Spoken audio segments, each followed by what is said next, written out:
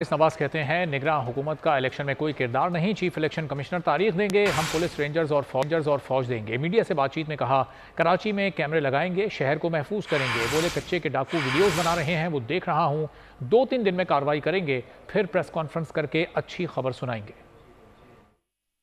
तक हैं जब तक इलेक्शन कमीशन अनाउंस नहीं करता, इलेक्शन के लिए हमारी केयर टेकर गवर्नमेंट का कोई सियासी निज़ाम नहीं है।